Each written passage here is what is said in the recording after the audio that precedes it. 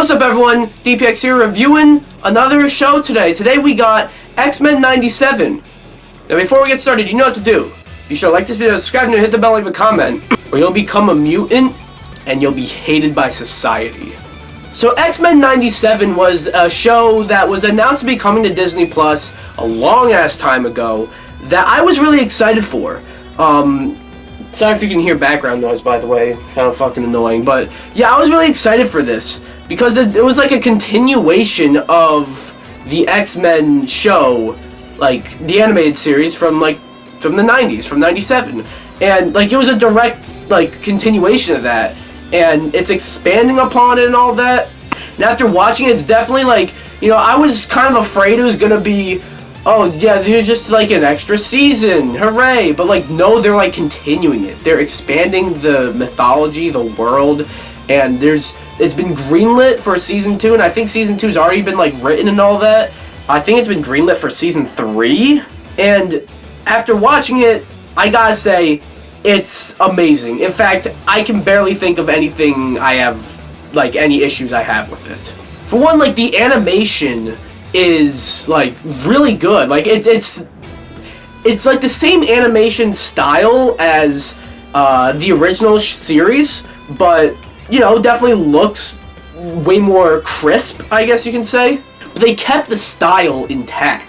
It feels like it looks better, but it feels like it looks and feels like it's the sequel, like a follow-up to the original 90s show. Like, it doesn't look like anything that doesn't look like they left, you know what I mean? The voice acting, I think they got, like, just about all the voice actors from the original series. I think there's a few exceptions. Like, I think, correct me if I'm wrong, but I think it's Cyclops who has a different VA.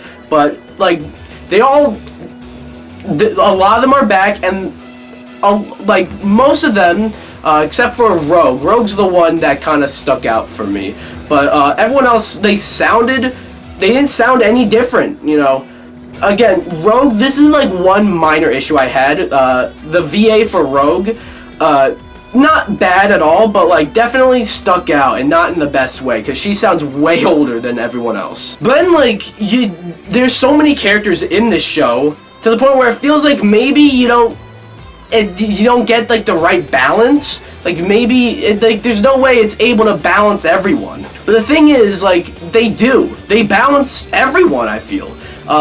Maybe some more than others. You know, we definitely see a lot more of we get a lot more of, I'd say, Cyclops and Jean than we do, say, maybe like Jubilee or Storm even. But like what they did with Storm, for example, like they had like a story reason for her to not really get as much attention as the others, you know? Like, and it made sense. I also really like what they did with Morph.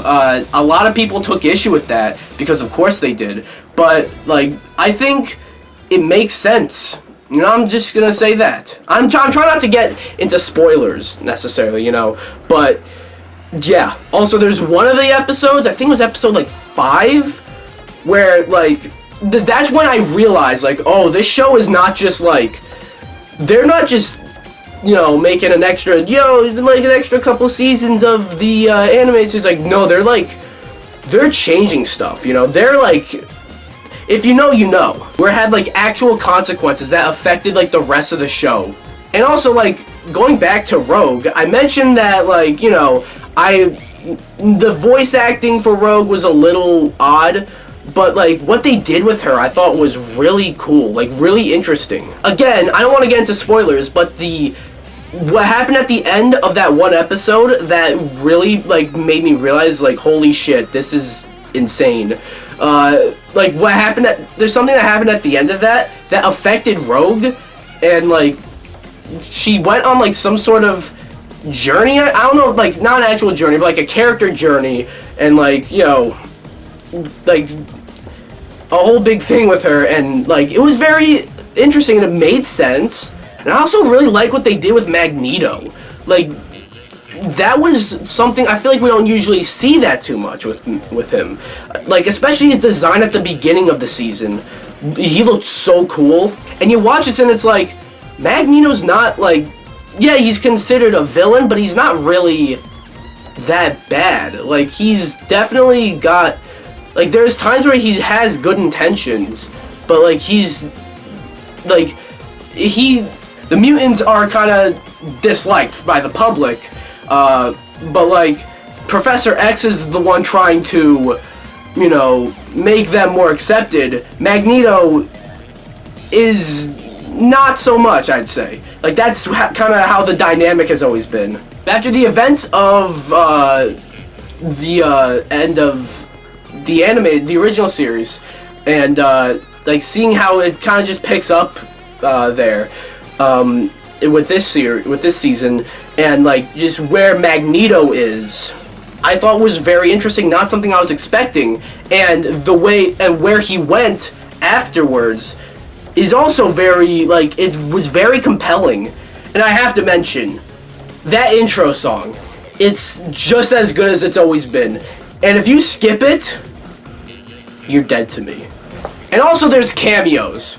Like, I'm not going to say who cameos, I'm not going to say what kind of cameos, but there are cameos, like, throughout the series. Mostly, I'd say, we get more and more towards the end of the season, but, like, there are some cameos, and they are, like, it didn't feel like fan service, it didn't feel like, oh, look, it's that character, it didn't take me out, because it felt like, holy shit, like, it makes sense why they're there, and they're not really just like, hey, look, it's this character. This character's now an important part of the season now. Like, they did these cameos right.